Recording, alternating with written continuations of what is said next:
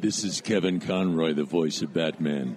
You're listening to the Nerdcast on ProjectNerd.com. Before we get started, does anyone want to get out? I knew it. I knew you were bluffing. I knew he was bluffing. You're listening to the Nerdcast. I feel like I should say something smart. With Adam, Bob, Iggy, and Tyler. You mustn't be afraid to dream a little bigger, darling. Only on Project Nerd. That is one big pile of shit. Nine. Yeah, I mean, he's doing some really interesting stuff there, and there's some really interesting ideas there, but you don't hire Christopher Eccleston to play your villain and then make him speak in subtitles with a made-up language the entire movie. Like, you're not doing yourself any favors in that department. Yeah, so when you were joining, the reason we're talking about this, rewatching the MCU, is that Adam and Laura are reworking their way through it. And it sounded like you're already to, was it Civil War? Is that what we're at Civil War, man. And we started this weekend. I've probably been putting in. Good Lord. I started watched a lot. Well, I started Iron Man one day, like her and I were both having like a crappy day working, and we sit in the front room. So I was like, I'm going to put Iron Man on in the background. And I was like, and I'll just go through them because I know it's Iron Man and Iron Man 2. So if you have Disney Plus, it's just those two right in a row. Right. Like, okay, no problem. I can watch those in the background. I don't really care. I've seen them a million times. I know what goes on. And then after that, it became like we finished work at like 5. We start dinner. We cook some dinner. We sit down and we would knock out 2 Marvel movies before we go to bed. And it's been like every day. And then over the weekend, we did a bunch. Right. So you've watched Civil War, or you are getting ready to watch Civil War? I'm halfway through to stop the it for us. Fight scene to stop and come talk to you weirdos. And stop it for us, Tyler. We're special. That's how much I like you, is that I stopped in the airport fight scene. But Adam, I was going to say, he brings that up to me, and coincidentally, I was saying my kids especially got really excited to start showing. Aaron had never seen these movies, so we've started back through them as well. So that's where I was saying, but we've only made it through 3 movies. She'd never seen any of them? I don't think any of them. Hold on. Have you seen any of the Marvel movies before? She's seen both Ant-Man ones. That's right. Yeah, that's about it. Yeah, because Paul Rudd's delightful. Because Paul Rudd's delightful. Is what that's 100% amazing that the only ones she's seen are the Ant-Man movies out of all of the. I know. Because usually it's like someone's seen like they've seen like Iron Man 1 and then like one of the Guardians of the Galaxy or something like that. Or I would expect Guardians of the Galaxy, or somebody who's not familiar with. Like, I think that's a great example. My mom, who has now seen more of them because of it, it was because my brother first took her to see Guardians of the Galaxy, and she's like, this is fun. Like, I like this. And I'm like, check out these other ones, So, no, the Ant-Man ones are, interesting for sure. But it's funny you say that, because I have a friend who has only seen the 4 Avengers films and the Spider-Man crossover films. Really? And he's like a movie guy, but he's just not a comic book or Marvel guy. Like, he's a hardcore movie buff. He just never sees them. But anytime one of the Avengers would come out, he would go with us and usually get pretty drunk at the theater and just watch this entire Avengers movie and not know anything that's going on and just have a ball, like watching other people get really into it. I mean, it doesn't sound like a bad time. He enjoys it. Well, it's a good time. But then after it's over, he's like, he obviously has no idea what's going on from top to bottom, and it's just kind of entertaining. Right. Before we get too far, I should probably say this. You guys are obviously listening to the Nerdcast by Project Nerd. This is episode 230, brought to you by Geek Garage, geek-garage.com. Go check it out. Kudos to that team. It's been a couple weeks now, but I don't think we haven't gotten together and talked about it. They did a Heroes tour around Denver. I would have to look at what he told me, but it was over 100 miles of the drive. What did we end up calling them? Car parades? Because Adam doesn't want to call them drive-bys. So car parades. So huge there on the Geek Garage, a number of those vehicles. They've shared, at least on their social media, the links to some of the news stories covering it, and a lot of their photos and live driving of it too is pretty cool. So go check it out, geek-garage.com. This is Adam, Tyler, Iggy.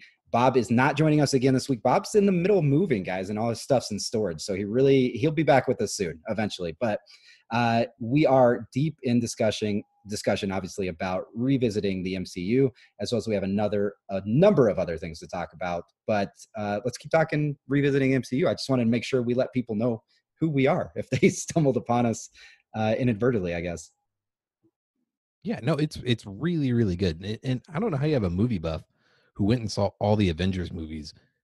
Like, I mean, because Infinity War loses a lot of its like, holy crap, they made this actually work unbelievably well without the background knowledge. Like, I mean, oh no, 100%. He doesn't care. Like, he has no interest in seeing them. He's only gone and seen the Avengers because the rest of all of his friends, we were all going, so he just wanted to come along. But he's never just had any interest in it. I'm okay with that, but even as a movie guy, like if you're gonna be the movie guy, if you're gonna be a guy who one of us would consider a movie guy, I mean, he's 100% movie guy. And he's 100% made movies. Like, he is a filmmaker who has made movies. And when I say movie buff, I mean like his favorite filmmakers are like Shane Carruth and Kubrick and stuff like that. I mean, I think part of it is just no interest, and part of it is a little bit of a snobbery thing, but it's just never something that he doesn't care. Like, so we can say collectively that those films and what Marvel accomplished over that 10-year period is remarkable, right? It is, but there are other people. You guys both know him too. Mark Cavino, the creator of A Band Called Death, right? Filmmaker. He too, he feels like some of those people that especially have been behind the scenes of films feel like that type of thing takes away from individual movies, because people now, all the studios want to pay big bucks for long-term franchises, do all this stuff. And so for him, he doesn't get as excited about these either, because it's like, it does in a way negatively impact how they make movies now. And there are people whom are actively opposed to these. He doesn't have any like ill feelings towards them. He just is. I mean, if I like say, hey, like, we're going to watch this, he'll watch it. He's not going to go out of his way to go see the film. Like, he's indifferent towards them. I don't know. I'm not, I get that, like, it seems weird to us, but there are 100% people who haven't seen them. Are you going to go start talking shit on Erin now? Because she obviously hasn't seen any of them. I tell you, we're slowly introducing her to this world. She'll get there. She started good with Ant-Man. It's got our boy from KC, Paul Rudd. So I can let that slide for sure. Always let Paul Rudd slide there. So, but I am curious. You're only the halfway point. I'm curious because this is one that I've struggled with. There's so many amazing moments in Civil War, and there's so many introductions in Civil War that I think it took a while. It taped over it. I've now gone back and watched it a few times. It's not great. Well, the problem we have too is and then we kind of talk about it, comparing Iron Man 3 after you watched Iron Man 1 and 2, right, Adam? And so it's the same thing. I know, Tyler, you're in the same boat as me. I think the first two Captain America movies are two of the best movies in the whole, like, phase one. And then you go to Civil War, which is 100% more of an Avengers movie. That. I still 100%.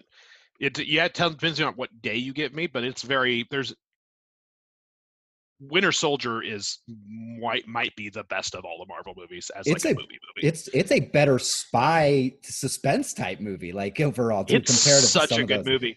And there's every movie has their spot, their niche they fit, and the Marvel movies have definitely gotten better as time has gone on, where they've, there's a lot of characters who are like, you watch the changes of Thor as you go through different filmmakers. You watch the changes to Black Widow as you go through, like Black Widow's introduction's not stellar. It's not a great, it's not a great look years later, but there's a lot of those characters because of the director, because of Disney and Feige and them loosening up a little bit about how much control they have over these things. But beyond all of that, like, just as a film, Civil War is not great. I think there's just too much trying to happen in it. I'm not going to say it's as bad as like a, Avengers 2 or something like that, or a Iron Man 3, but it's not awesome. I'd agree.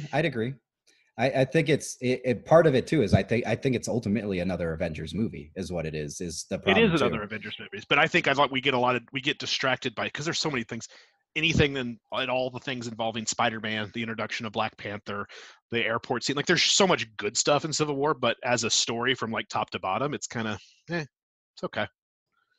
It feels like there's a lot shoehorned in to keep things moving. Like, it feels like there's a lot of conversations that are, like, we go from, you're only one movie removed from Age of Ultron, where Tony unilaterally decides that he's going to fix and save the world by creating Ultron in the first place. To immediately being like, we need oversight. We do horrible things. And it's like, whoa, bud, everybody told you not to do that. Like one movie ago.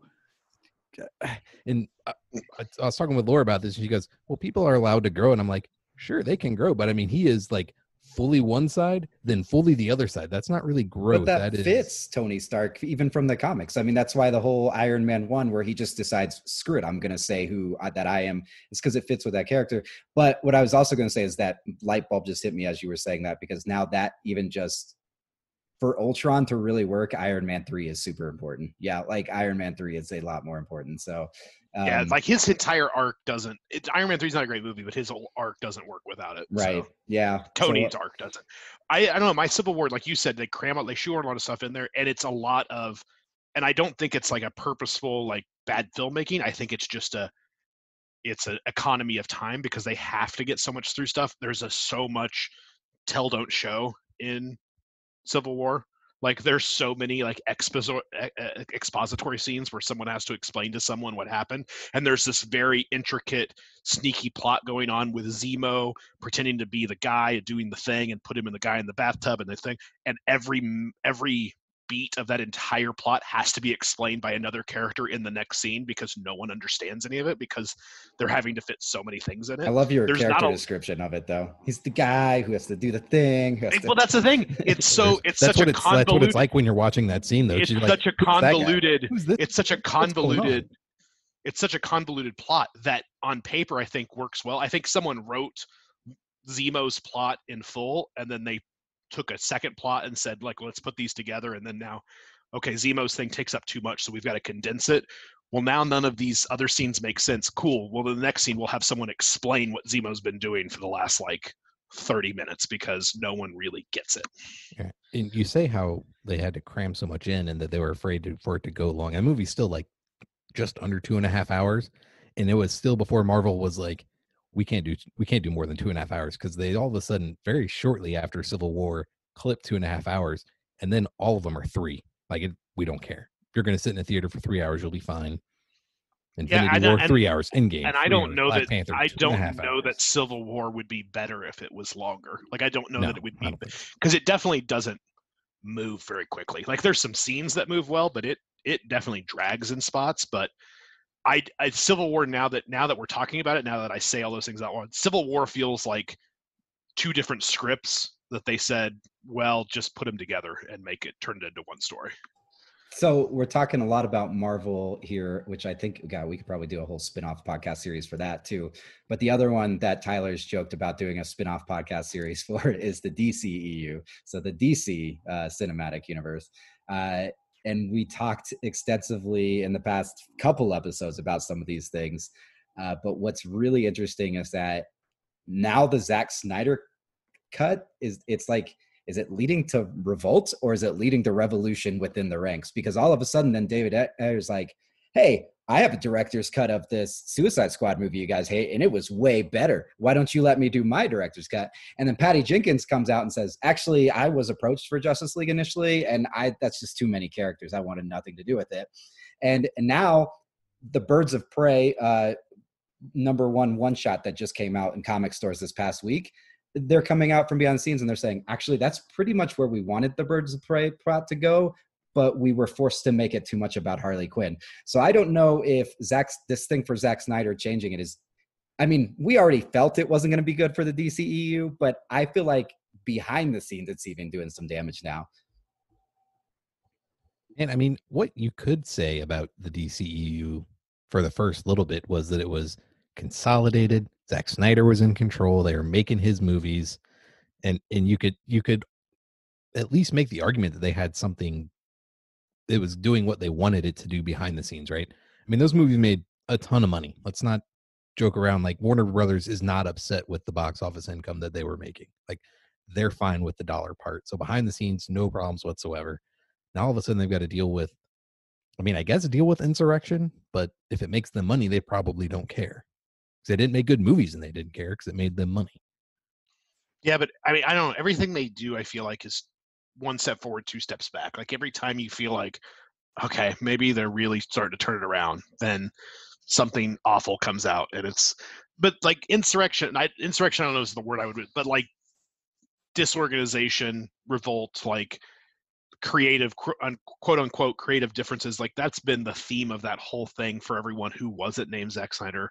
I mean, at some point, we're still supposed to get a Flash movie, I'm pretty sure, but literally they've gone through like 6 directors at this point for that movie, and who knows how many scripts, to the point where they even put the guy who the real Flash showed up in the TV show, like the Flash from the movie showed up in the TV show, because that's how much they've just checked out on that. Like if they're gonna let that sort of thing happen, I don't know. I just at this point there's some really good stuff in there, whether it be Wonder Woman, whether it be a little bit something different with, Shazam being a little bit different, Aquaman being fun but not great. I don't know that the good parts are worth saving at this point. Like at this point, like they just need to tear it all down. And this is not going to work. They're never going to start over again, because they tried too much too soon. They need to burn it all down, put one person in charge, and just say, let's do this organically and let's do it right. But right. So they do have 8 movies out right now. Worldwide box office, $5.4 billion. 8 movies? Yeah, Man of Steel, Batman v Superman, Suicide Squad, Wonder Woman, Justice League, Aquaman, Shazam, Birds of Prey. Jesus Christ! Right, and obviously Birds of Prey is their weakest showing, but that has everything to do with what happened in like the world, the theaters being shut down and everything like that. But Aquaman is the only one that's actually singular has gone over $1 billion earned worldwide. And Wonder Woman was second to that, obviously. But again, yeah, you look at it, you want to talk about Justice League still made $655 million. Suicide Squad still made $750 million, like 746. Batman v Superman was $873 million. Like that's big. They have made money, that's for sure. Adam has a lot of confusion. Going. How is Wonder Woman not the highest grossing one of those? That's so upsetting to me. I feel like it didn't do great worldwide comparatively. Domestically, it is the highest grossing one, right? Yeah. So domestically, it is the highest grossing one by pretty far. It is the only one. But worldwide, it didn't make. Right. It is the only one to break 400 million domestically of any of them. But again, worldwide, it was half of its take for worldwide. For Aquaman, it was 335 domestically, but 1.143 billion worldwide. So it did great worldwide. Yeah. And that you're not wrong, but at the same time, you're not wrong when you say that they're not mad, like they're making money, but knowing anything about how Hollywood works, they are mad because Marvel's making more. Yeah, like you just listed off those movies. Worldwide, Captain Marvel made $1.1 billion. Captain Marvel, the one that by many people considered to be one of the less successful ones, right, made $1.1 billion worldwide on its own. You need to count exactly like 2 Marvel movies to hit the entire DC like gross. I'm like the top 2 have got to be Infinity War 1 and 2, right? What are those 2 worldwide? Infinity War and Endgame, right? Certainly from Infinity War forward. So Infinity War, what's after Infinity War? You get Ant-Man vs. Wasp, Captain Marvel, and then Endgame. Those 4, I'm sure, break DC's. So half as many movies, more money earned. I mean, so right. Endgame and Infinity War combined are already $4.8 billion. Yeah, you're at a $22.5 billion for the MCU, which obviously has 31 movies comparatively. But the Tyler's strong point there of, yeah, we're making money as DC, but when you look at your competitor Disney, the Star Wars and MCU franchise alone is over $33 billion. Like that is a lot of money.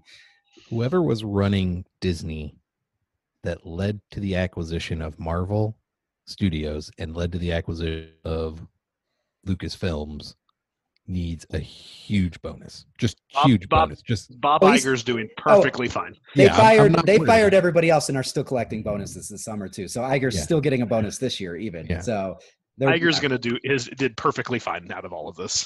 Yeah, but to count exactly is you have 1, 2, 3, 4, 5, 6, 7, 8, 9. You have 9 movies that worldwide did over $1 billion, comparative to 8 movies made on the Justice League side. Like, so that alone, you could find just 8 of them and still double, what DC's done. So yeah, they're making money, but it's a good point too, is it's leading to better things being done, to James Gunn going on Suicide Squad, to while this, whatever's going on in the World Theater closed right now, why the hell not? Let's see what the Justice League cut or the Zack Snyder cut is what they've decided to do, right? Well, that's why nobody's clamoring for a David Ayer.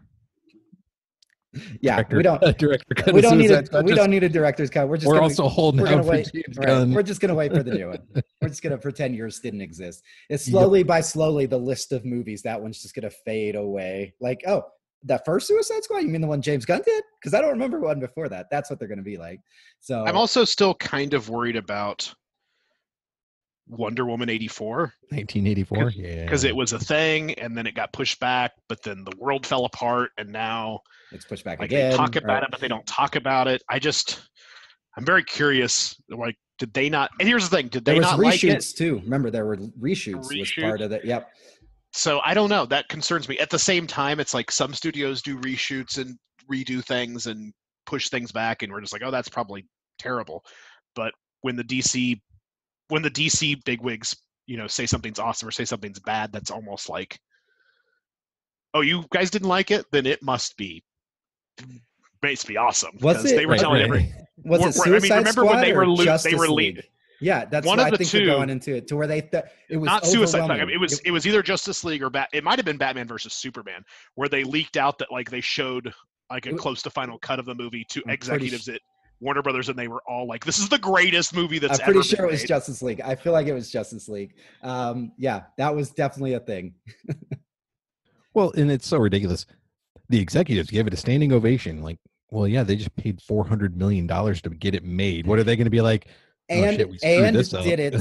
And they have to say, and they knew, like, we had to switch directors part ways, and we did reshoots, and we had 2 different tones, and it came together somehow. Hell yeah, we're leaking that. We love this because we need people to show up weekend 1 to make up for what was clearly a train wreck. But I don't know. I'm looking at their slate though, and outside of that one and Suicide Squad, only because it's Gunn, for no other reason other than that Gunn is directing it. That's a lie. I'm kind of intrigued by what they're doing with the Batman just on casting alone. I want to see those people play those roles, but I'm completely uninterested in Black Adam. I've pretty much checked out on them making a Flash movie, as much as I like Ezra. I can't think of his name. Like, I enjoyed him, but Ezra Miller, I'm checked out on that. Shazam 2, all right, cool. Aquaman 2. Once was enough for that one. I mean, not that it was bad; it was fun, but I know. But you also have to recast Mara because Amber Heard's not going to. They finally, but it took forever before they finally confirmed that they weren't bringing her back. That one dragged out. But no, you have, which is not being talked about a lot, but the New Gods was in pre-production at some point. I don't even know if that's still a thing anymore. Well, I mean, like at one point they had a Amazonians movie. They had a Batgirl thing. They had a Blue Beetle thing. They were going to do a Cyborg. Then they talked about maybe doing a Deadshot thing with Will Smith. And then Idris Elba replaced him. And then he was written out of it so that Smith could come back. Like, they were going to make a Sirens. They were going to make just a Joker movie. Well, they even talked about making like a Nightwing movie, even though they haven't introduced a Robin yet. Like, I honestly don't know. They've talked about a lot of things, and they've made exactly this many movies, and one of those have been good. Well, Patty Jenkins doing what would have probably at the time been her promotion tour for Wonder Woman 1984 a few months back did confirm that she will be stepping out of the director's chair, but there is already a Wonder Woman 3 and that Amazonian movie, as you mentioned, being talked about. So really interesting for sure. Is Joss Whedon still making a Batgirl movie? Is that still a thing? No, that one definitely got confirmed is no longer. Can we talk about him a little bit? Because I just watched Age of Ultron today. Does he make good superhero movies? Like, we like him collectively. Like, Firefly is really good. Dollhouse is quite good. Buffy the Vampire Slayer was very good. Can he make a good comic movie? We would actually, to break it down, we would have to do an entire podcast just on Joss Whedon, because I love Joss Whedon, but he has some big old blind spots, and he has some things that he just doesn't do well, and people kind of overlook it because it's Joss Whedon. But we would have to unpack that. He has a lot of, and not just like filmmaking things, but he has a lot of things he does in plotting and stuff that just doesn't work. It's not good. It's borderline problematic, and I don't know. The first Avengers is very good. Right. So you have to give him that one. Moving on from Marvel and DC, because Tyler has a good point there. We could go on for forever, which we will have some more DC talk here later, just on the comic side. A big thing that happened last year, it happened over a period of a few years, but Paramount agreed to move forward with the movie The Irishman with Martin Scorsese. Once Scorsese's budget came into picture, all these things like that, Paramount was like, we love Martin Scorsese films, but we're not carrying $300 million budget on a film like this. Especially as we kind of mentioned earlier, in this world where the 300 million is typically the box office numbers these big franchise movies pull in. So they completely gave it up, not even staying attached to Netflix. And we all saw the success there, how many Oscar nominations it got, how the success it was for Netflix and everything like that. So bringing it back again around full circle, Paramount is now sitting with Scorsese's Killer of the Flower Moon, the rights to that one. And how much money does Scorsese want again? 250 to 300 million as well, to make a movie in Oklahoma about a murdering of Native Americans, like based on a book. So this time they were a little smarter about it. They decided, hey, let's find a partner to do this with us instead of completely letting it go. So turns out Apple and Paramount will be sharing the risk of this film. Apple footing the whole bill. So Apple is willing to cough up $300 million to make this movie. However, it will be then released theatrically first, with Paramount having the worldwide rights, and then it will land on Apple Plus exclusively after that. So very interesting take on where it seems like every Scorsese movie now is starting to go down this. And by the way, De Niro and DiCaprio are both attached to this film. I mean, I love Martin Scorsese. $300 million is a lot of money for a dialogue-driven think piece. That's what he makes. And he does great at them, right? Like, his movies are fantastic. I really, really, really like a lot of Martin Scorsese movies. That's a lot of money to sit people in front of a camera for 2.5 hours and have them talk at each other. Yeah. Well, and you also, like you said, Paramount didn't want in on that risk, so like it paid off for Netflix, but did it? Like, you don't know. Like, Netflix didn't necessarily make that money back. Like, it's impossible to tell. They got a lot of buzz for it. They got a lot of awards. They got a lot of prestige from it, but I doubt they made. Well, there's no way of measuring it. Like, there's no way of measuring it. Let's put it this way too. Success for Netflix is, so Paramount, we're at a point to where, yeah, it's financial success he's looking at. Netflix is still chasing awards. So I think part of their success is those nominees and wins, because that's part of what they're after, not just the money. So I think until they are a studio that's won as many awards as a Paramount or Warner, you're right. There's no way to fiscally see the success, but I still think it was talked about quite a bit. It's not that Netflix isn't trying to make money, but like, I think the risk reward, the math, the return on investment math that a Netflix does, or especially like an Apple does, is not the same that a studio does. Like, a studio needs to make so many dollars back on the dollar. Netflix is literally just throwing billions of dollars at the wall, just hoping things stick so that they can grow their market share. And Apple's still just trying to land. And Apple also is backed by a company that is sitting on enough cash to buy every other movie studio on the planet twice over. Like, at this point, it's almost surprising that Apple, when they started Apple TV Plus, didn't just buy a Paramount as opposed to start their own, streaming service, because like, they can do that. Don't if give they any want ideas, Tyler. I mean, don't you remember Amazon's going to buy AMC, Apple's going to buy Paramount. All these. Well, didn't you hear all those rumors for a while where people were like, "Well, Apple should just buy Disney and just be done with it and just turn into the megacorp." And they'll never do that, but I could definitely see Apple pulling a Google/Alphabet and spinning off Apple, like the hardware business, into one thing, and then an umbrella company, and then spinning off their production company and the Apple Music and throwing that all their services into another thing in production. But yeah, I mean, Apple's doing this every time you turn around. Apple's become the new Netflix in this space, or the new HBO Max and Apple are the new Netflix, where every time you turn around, someone signed a deal with them, a first look deal for millions of dollars, and they're doing what Netflix was doing a couple years ago, where it's like, Right. we got billions to blow and we're going to throw shit at the wall until we see what sticks, and then hopefully it'll drive people to our platform. So my question, I'm going to ask you guys a question that kind of puts it back at Scorsese.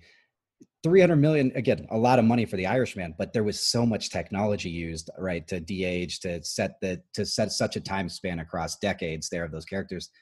What are for Killers of the Flower Moon takes place in one time period. It's an old, like, you don't have technology in the set. There's not anything like that. As you said, this isn't going to be a big explosion action Western. It's going to be a murder investigation thriller, which is going to be dialogue driven. What do you need $300 million for? Especially because when we talked about before the money was even rewarded, DiCaprio and De Niro are already in. I feel like when Scorsese calls up his favorites, they're like, we don't need a bunch of money. We're just going to make the movie with you. Right. They're not making their standard $10 million for this film, I don't think. Like, you wouldn't think that. It's crazy to me. I don't know. On top of that, they already said that Oklahoma, the reason they're filming in Oklahoma is because they got it with tax breaks down to 250 to 300 million, because he needed more than that to film in other locations. It's I don't understand how he's doing that. But anyways, it's Imperative was obviously it was a very bold move on them. Imperative bought the rights to the book, a couple guys for a little studio that really wasn't anywhere to be found, got Scorsese to get in on this deal with them, which then has launched them up to it. So their production company is also still involved and is on the ride for this, which is going to be huge for them. But again, it's based on it's based in 2015 is when they bought it. Excuse me. It's based on the book. I guess I don't know the year. Killers of the Flower Moon, The Osage Murders and the Birth of the FBI. Interesting enough, it does take place in Oklahoma. So I think that was a big reason Scorsese wanted to be there. It came out 3 years ago because it was on a bunch of lists. 2017. It came out in 2017 because it was on a bunch of award lists because David Gran wrote it, the guy who wrote Lost City of Z. Remember the one that got adapted into right. That's the author who wrote the book, The Lost City of Z. Lost City of Z is the same author who wrote Killers of the Flower Moon, which is David Gran, is his name. Amazon, I haven't read it. I've heard it's really good. I read Lost City of Z. It's really good. So yeah. So this, and I apologize. I say Western like it's Western. It actually takes place in the 1920s, but it does have to do with still Native Americans, reservation, and everything like that. So I just don't. I'm really interested to see what the sets look like, what everything else is going on in order for a budget that big. I don't know. Maybe Scorsese just has gotten used to living the high life now, so he wants that kind of money for everything. But let's real quick going through some of these things as we have a few other big things to talk about. One other one I wanted to talk about was Paramount confirms Sonic the Hedgehog 2.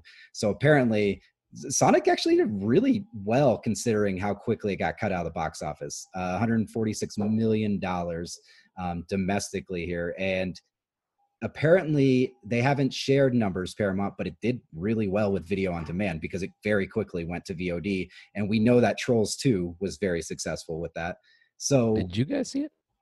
I've had access to it since it went on video on demand, and I have not seen it. I have not watched. Bob bought the digital copy, and I still haven't watched it yet. I should 100%. I want to watch it. I just never got around to it. But I don't know anyone who saw it that said it was bad. No one's saying this is a great movie, but I know a lot of people who watched it and said, yeah, it's perfectly fine. Jim Carrey's really funny in it. Well, I'm curious to how that got greenlit, and we haven't had a sequel in the Detective Pikachu world. I feel like that movie, I feel like we got confirmation for more for that, though. We just don't have it yet, but I feel like they did give it a go. Did we? Yeah, I don't remember hearing. I would have to about look. They did. Yeah, I'd have to look. But what kind of numbers did Detective Pikachu do? Did it do very well? I really don't remember. I thought it did. I haven't looked at the numbers. Just colloquially, I couldn't have told you that Sonic only made 136 million. There's zero notes after the initial note, but on Wikipedia it says months ahead of the release of Detective Pikachu Legendary already announced they were making a sequel. Right, I think because the buzz that was ahead of it. But that's you last. Got a box office total on that there, Tyler? The box office total for that was $433 million on a $150 million budget. And I don't know, was that domestic or? That either way, that's even 300 million in the positive. That's fine. Yeah. Nope, you feel that's 433 million worldwide. That's still a good, that's still like you would think, especially for a family type franchise, enough to warrant another one to go on that much profit. I mean, they keep making those video games. You'd think they'd keep making those movies. Right.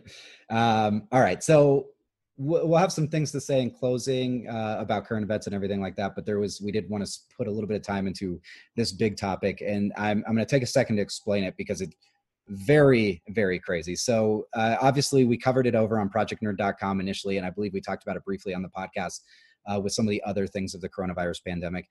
Diamond comic distributors obviously closed their doors at some point of when all this kind of started. But as it evolved, they even said, we're not paying you for the stuff or all that. They really kind of didn't stay friendly with their comic publishers. Because of this, DC, well, I get it. They never have really been friendly. And in my news post over at Project Nerd, you'll see that they kind of they've really been a bully in distribution because they've had complete control of the market. They've had a monopoly. It's screwed over people like us who were small independent publishers at times or creating comics. But during this time, it gave DC an excuse to look at other options.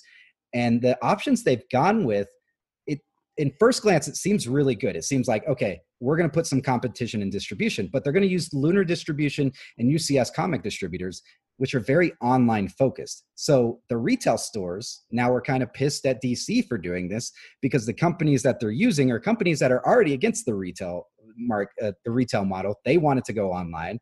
So we've kind of created a whole big mess. So as it seemed like a good announcement at first that DC was going to cut with Diamond, this may make Diamond rethink things. Marvel may be next.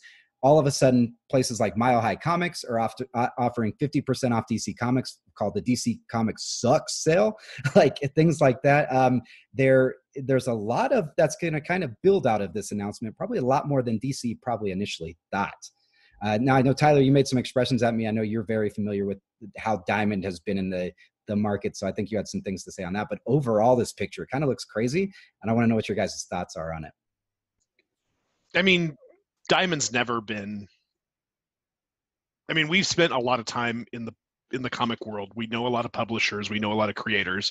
We were publishers and creators for a while. Like, no, you're rarely going to be in a conversation with anyone, especially at our level, and hear super positive things about Diamond. But it was just one of those. It was one of those evils that you just had to contend. Evil's a strong word, but it's just one of those things you had to deal with. Like, if you wanted to sell comics, you had to deal with Diamond. Like, that was a truth of the world. Like, it was just how things worked. Right. And I want to jump in there for 1 second and say one thing. Part of that is not just because of bullying. There was a very legitimate reason, is that even as smaller independent publishers, they would pressure you to do numbers as larger publishers. That would mean you had to pay to print so many comics and ship them. And if they didn't sell, it wasn't on them, and they would cut ties with you quickly. So it was a very difficult thing. Yeah. And there's also, and then on the retailer side, you would always hear negative things. Like, for instance, like you said, with they would pressure smaller things to make so many to get listed, and then those would move, and then they would cut ties, and then you would call, like, hey, people want this comic. How do I get it? Oh, we're out of stock of it. Like, you couldn't just go straight to the thing. It's like, hey, we're out of your comic. At the same time, they offered a service that was important, because when you talk about the sheer volume of retail locations where you can buy comics, like the distribution, the printing, the public, like all those things are huge, weird logistical nightmares. So like they provided a service that was necessary. I think it's unfortunate there wasn't another company willing or able to get into that same space and compete with them. Like, they were a de facto monopoly for so long. I don't know. I don't know that there's a good answer to this. Like, for the longest time, everyone has always said, like, well, the answer is you just have to do on-demand publishing for comics, but that's just not feasible with the sheer volume of the quality of a good comic. The sheer volume of comics are out there. Digital comics still haven't taken off for a lot of people. Like, people want physical comics. Diamond obviously isn't the best answer, but then, yeah, you're right. DC, like, I think everyone was excited that DC was finally going to break the Diamond monopoly, but then went with these other publishers who, aren't super retail friendly either. I don't know. I think it's too soon to say what the fallout for this will be. I'm curious to see what else comes of this. But because when it's all said and done, Diamond has always had kind of a vice grip on comic publishing, but at the same time, like, if you weren't DC or Marvel or Image or one of those things, like, you could get by without dealing with Diamond to a point. You just had to self-publish. You had to Kickstarter it. You had to send it. You had to like do all the logistics, distribution yourself. But after a certain point, if you want to be in a store, that's the only way to get in a store. And I don't know. I guess I don't know the answer to it. It's a complicated issue, but I'm excited, and I think it's a good thing that a major publisher has cut ties with Diamond, because it opens the door to other companies to like feel that niche. But the fact that the direction that DC went immediately after that doesn't fill me with a ton of hope for it. So, but DC's also been like one of the ones who's really pushed the digital thing between DC Unlimited and some of the other things. Like they've definitely been of the two big ones. They've been the one who's, I think, pushed harder in the digital space than necessarily Marvel has. So I don't know. I get smaller publishers needing the help dealing with all of the shops where people can buy comics, and you know, the bookstores and the local comic shops and the national chains and all those kinds of things. It seems to me like Marvel and DC could do this on their own, right? They could hire people to deal with distribution. I mean, I figure they do it already, right? Like, you know, that's essentially what Diamond was doing, is they hired Diamond. Diamond comes in and takes care of all the distribution. But DC, I mean, they can figure it out. Marvel could figure it out. Marvel's got Disney with them now. Like, right? We can do this. This is the problem that money can solve 100%. I think one of the problems with it is the what's the word? The numbers of scale when it comes to end of like the numbers on it don't work out like you think they should for comic books, because comic books are smaller, lighter, cheaper than like a book. You can't follow the same model for selling like a hardback or even a paperback book. Like you'll even notice like almost all comic book publishers, like you don't buy a hardback like collected edition of a trade through Diamond. Like those get sold through actual book publishers. Like the logistics of actually just a loose leaf like weekly comic are different when you're working in numbers that are like, because you're going to sell conceivably more of them than a book, but you have to sell more of them more often. You have to print them. You can't just do one giant printing and then hope for like this to work out and like the numbers of it. I think the numbers of scale of it are so much different than people try to compare it to like, well, book publishers just do this and do that. And I was like, yeah, but that doesn't work for when you're charging 10, 15, 20 bucks a book and you're going to sell X number of them, when you're charging a couple bucks a comic and you have to make, I don't know. Like I think there's a lot. Well, I think the logistics of it are weird. To build on what you were kind of saying with DC really pushing for the digital online, I think that's probably a reason they've stayed away from this, because a lot of the conversation has been that Marvel has also been interested in breaking from Diamond and bringing it in-house, as you kind of brought up, Adam. But I think that kind of mixed with what that's known with what Tyler's saying too, is DC's probably not bringing it in-house is because they want it to go digital. They want to remove the printing costs. They want to get like that. Marvel, ever since it became a Disney thing, has been completely fine with the idea of that we're going to continue to create comics to keep people interested in our characters, and understanding that it's probably going to be at a loss, and we're going to turn around and make it on this end with the movies and the series and everything like that. So I think that's a big difference. And I agree. I think one is that we might see a lot of players pop up here that can help the smaller publishers, but it's really going to be interesting to see what Marvel decides to do. And I wouldn't be surprised if you see them pull that fully in-house and start hiring the people to handle these things. The problem is if Diamond loses both Marvel and DC, this is not all of a sudden Diamond has competition and has to find new things to do. This is will Diamond survive type conversation.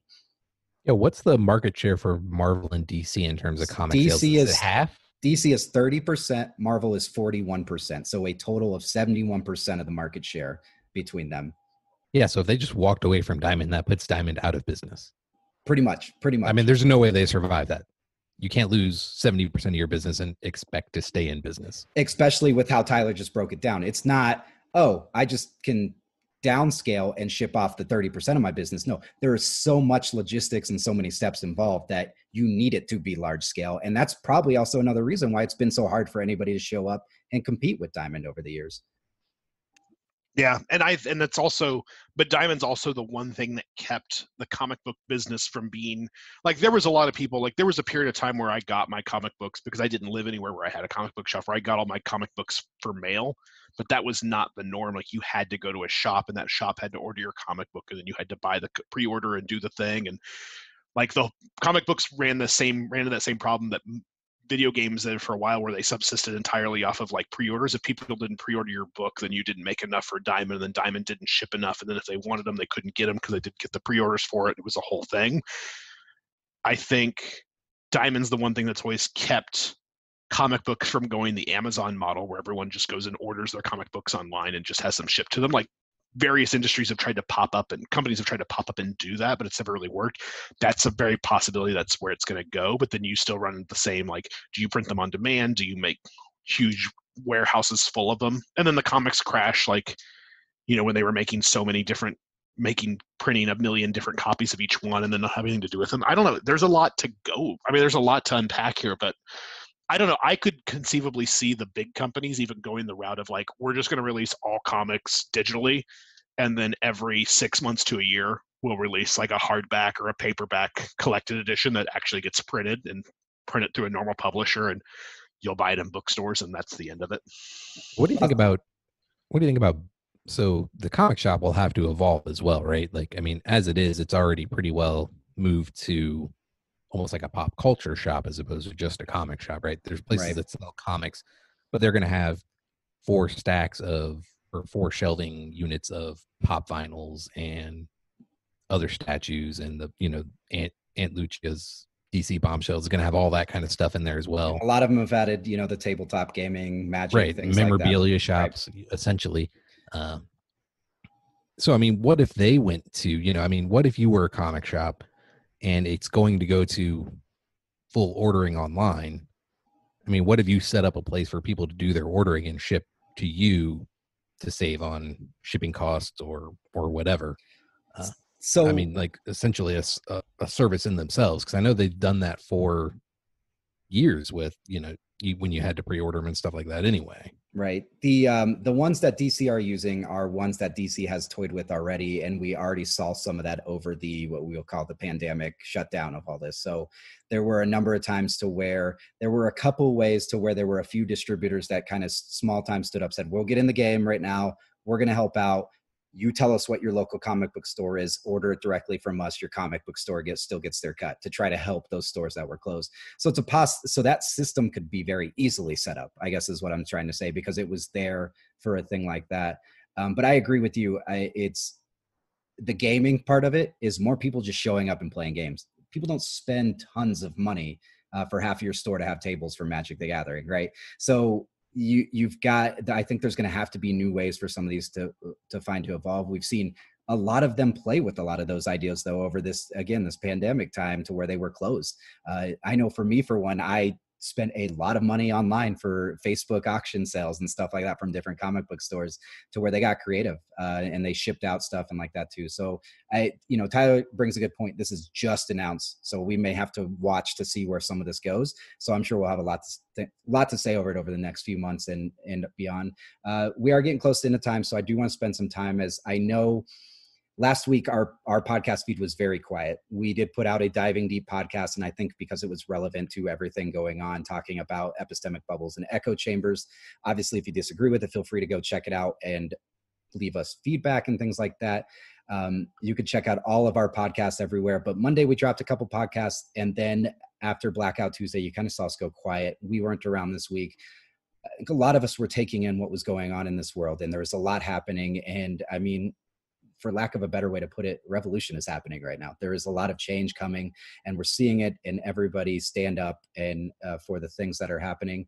I'm going to read our statement that we put on the website, as we understand a lot of you podcast listeners don't visit projectnerd.com, but we do encourage you to head on over to project-nerd.com for more geek news, to visit all of our other podcasts, learn what else you can get from us. But we do have a lot more information on there, including resources and lists right now for charities. We're looking at spotlighting, minority businesses, creators, things like that too. So see that coming up on the site over the next month. But our statement clearly stated this to our readers or to our listeners now. Project Nerd as a whole stands firm in believing that all of us are nerds. We believe that no matter someone's skin color, sexual orientation, place of birth, or other unique characteristic, that those make them beautiful. During this difficult time and at all times, we stand with the Black community in condemning institutional racism and unjust brutality.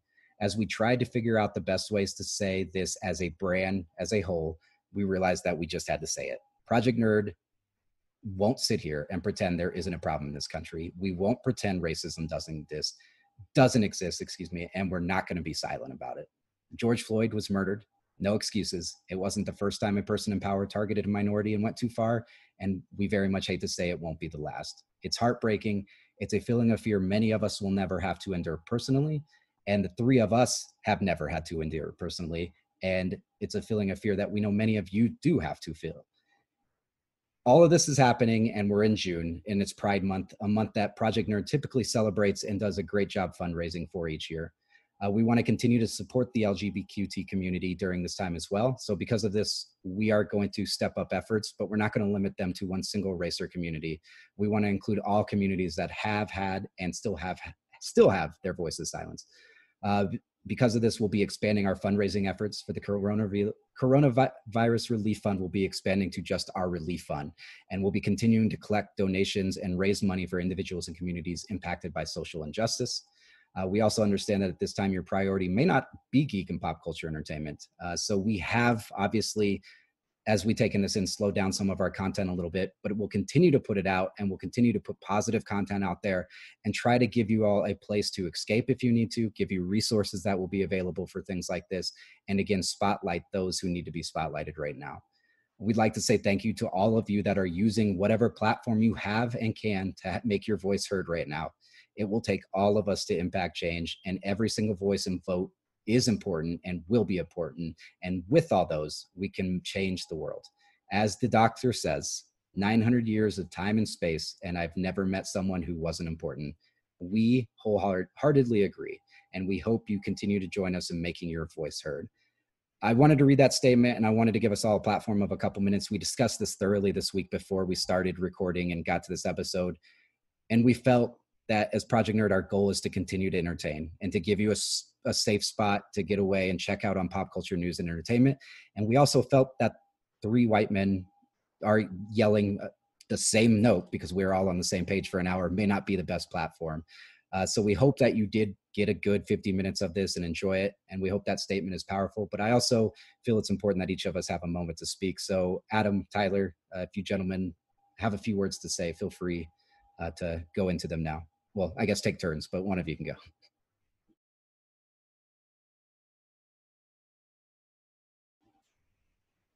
Who's going to go first? All right, I'll go. I think we were both trying to figure out. So yeah, I mean, we definitely talked about it this week, and I've been thinking about it and trying to figure it out. And so I needed to write it down. So I'm going to read what I wrote as well, because it was the only way I could get all of my thoughts down and have them make sense. So, okay, I need to write this down so I can get all of my thoughts out in a way that makes sense. See, there you go. It will also keep me from being angry the whole time I try to talk about it. I know people don't respond well to anger or, quote, I just can't listen to someone who is angry. You hear that all the time. So let me start off by saying, I'm not angry, I'm disappointed. That's right, you're about to get a dad lecture. I'm disappointed that it's 2020 and it's still considered a radical idea that everyone deserves to be treated equally. I'm disappointed that it's 2020 and that racial equality is somehow a political topic. I'm disappointed that people gaslight anyone who says Black Lives Matter with All Lives Matter, like trying to protect minorities or drawing attention to the problems of minorities means you don't care about everyone else. I'm disappointed that people think racial issues in the United States like they are things from our past. I'm disappointed that some white people are willfully ignorant of their privilege their skin color affords them. This doesn't mean your life isn't hard. It just means that your skin color doesn't make it any harder. I'm disappointed that there are people still alive who couldn't use a public drinking fountain because of the color of their skin, and painfully disappointed that those same people have to watch all of this still going on. I'm disappointed that people will use riots and looting as a way to discredit all the protesters in one breath and scream at the top of their lungs with the next breath that a few bad cops don't ruin the whole bunch. I'm disappointed that people are quoting Dr. Martin Luther King Jr. as a way to discredit the protesters without even a hint of irony, using the words of a famous protester, maybe the most famous protester, to discredit protesting as an idea that makes my mind and my heart hurt. But Adam, you say, Dr. Martin Luther King Jr. was only in favor of peaceful protests, not riots and looting. And you're correct. Way back in the 1960s, before he was assassinated for thinking that Black people and all people of color should be treated equally to white people, he said just those things. But imagine how he would feel knowing that if he had stayed alive, he would have to spend the next 52 years of his life protesting the idea that cops shouldn't kill people of color without repercussions. His would be a righteous anger and fury if that were the case. But mostly I'm disappointed in myself. I'm disappointed that I don't have the energy to be angry about all of these things all of the time. I'm disappointed that I use my privilege to be able to escape these issues when I should use it to protest and to help explain them. I'm disappointed that I can ignore these issues and my life is easier, that I can simply not read a comment section because I know it's going to be full of hatred and awfulness.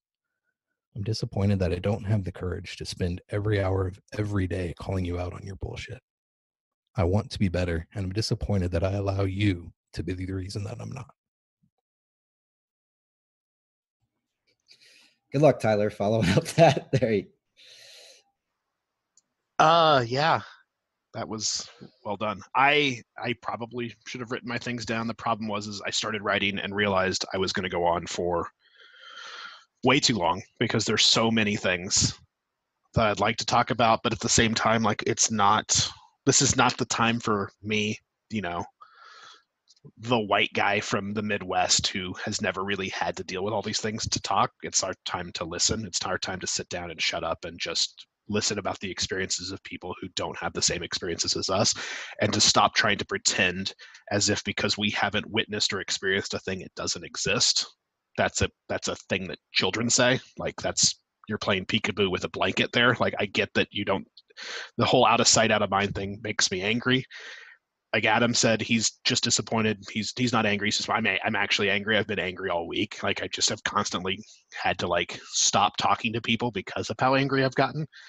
And at the same time, I can't even begin to try and understand being on the side of this, being someone who's Black, being someone who's marginalized, being someone who's had to experience this in their day-to-day life every single day. And there's a lot of subjects on which I want to talk about, like anyone who employs bad faith arguments or whataboutism, like, well, you should do it peacefully. They've been doing it peacefully for a really long time, and you move the goalpost. Like they knelt during anthems, and now all of a sudden it's not about police brutality, it's about disrespecting the flag, and it's about this. Like it makes me so frustrated. So I'm gonna limit my complaints and my anger and my thing to just one specific topic. We're going to talk about that thing, and then we're going to be done with it. And that is, do not, under any circumstances, of wherever you stand on this, counter anyone who says Black Lives Matter with All Lives Matter. At worst, you're ill-informed and being dismissive. At worst, you're being actively racist and arguing in bad faith. No one who says Black Lives Matter is saying only Black Lives Matter. They're saying Black Lives Matter too. And when you turn around and say that all lives matter in response, you're dismissing them. You're pretending like their pain doesn't matter, and you're arguing in bad faith in a way that is just damaging.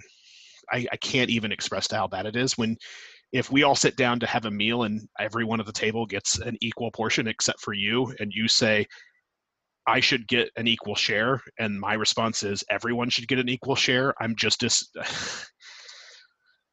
yep, I definitely should have written it down. It's really bad, but don't say it. If your response to Black Lives Matter is all lives matter, you're either willfully missing the point or you're part of the problem, and I don't have time for you. I need you to take some time and just think about it from a place that comes from somewhere that's not privileged, because white privilege is a thing. All privilege is a thing. Economic privilege is a thing. Regional privilege is a thing. these are all things that you may not know, you may not understand, you may not experience because you've never seen them, just based on your lifestyle, based on where you live, on how you grew up and things like that. But you can't, I know that there are people who say all lives matter because they feel attacked, or they feel that Black Lives Matter is something that's like attack. It's not attacking you. Like, you're not going to lose something. Like, we're not, the ultimate goal of Black Lives Matter is to not, like, let's start killing the white people. It's, let's maybe get everyone on the same level playing field. We're not taking anything from you. We're trying to give something that someone else has never had, that you've always taken for granted. And I need you to get to a place where you can understand that. And if you're unwilling to understand that, or you do understand it and still feel the same way you do, I don't have time for you, and you should probably stop listening to this podcast forever, because we would rather you not be around. So if you have taken the time to involve yourself and to read about it and listen, that's all I can say, is just to listen to the people to whom this is their life experience, then your answer to Black Lives Matter is still all lives matter. Here's the part where I get mad. You can get fucked and go away. We're done with you. So that's if your answer is all lives matter, get fucked. Well, gentlemen, I am damn proud to call you my friends long before Project Nerd. You both brought tears to my eyes. Damn proud of our Project Nerd team for not a single one on that team has sat there and been quiet or retorted with what we're talking about or done anything like that. Every single one wanted us to come together as a company and speak up and be a brand that was pushing for change. So damn proud of it all. Really excited about that. And I hope that, as hard as this is right now, especially for those that are really being impacted by it, that it does bring the change we need to see. And there's definitely a lot happening different. So many times people have been quiet because of the bottom line, and it's beautiful to see I don't know how many businesses and companies speak up and unite and get behind this time, finally. With that, obviously, like we said, if you want more information, we're putting together a resources list. You can already go to projectnerd.com, go under the more section in the menu, click on life, or even just search it. And you could even just go to the resources button on the top where this COVID resources. We're expanding that obviously to include resources here. We already have a nationwide list of charities for all, as Tyler said, marginalized groups, not just Black community, that can be donated to, supported, and not even just with money, but time and other resources. We're working on spotlighting creators and artists and all kinds of individuals in those communities as well. And we do have 2 to 3 team members that are doing a fantastic job behind the scenes right now, putting together lists of resources in our home markets for Project Nerd, as we have many of them across the country. We want to continue to be loud and supportive on this, but at the same time, you're going to see a lot of other pop culture information and some positive news come out of the site, because again, we are promising you a space to where if you need a minute to breathe, and yeah, it is privileged, but if you need that privileged minute to breathe, to get away from it, no matter your, as we said, skin color, sexual orientation, or anything else, that you can head on over to Project Nerd and check it out. We stand in unison. This is brand wide. Not a single voice has spoke up against any of thing we've wanted to say on this, and we are proud of it. So gentlemen, thank you again. And I do want to add, I know Bob would be standing and saying the same things with us right now. And unfortunately, this is all at a time where his stuff is all packed up and he can't be here to lend his voice too, but definitely don't want to make it feel like Bob wouldn't be, because Bob would be right here with us as well, joining in on what we had to say. So thank you guys. Thank you everybody else for listening. Again, this is the Nerdcast by Project Nerd, brought to you by Geek Garage. Head on over to projectnerd.com, project-nerd.com for all the other content we talked about. Head on over to Geek Garage to show them their support and give them a thanks for allowing us to be able to continue to record this content and get it out to you. Until episode 231, this is Iggy signing off for the Nerdcast. Hey Pro Nerds, thanks for listening to the podcast. If you like the Nerdcast and other amazing Project Nerd podcasts, please go give us a subscription, a like, a review, wherever you find us, as we need your love and support to continue making awesome content. Next week, we'll be back with another great episode of Nerdcast, as well as other original Project Nerd podcasts.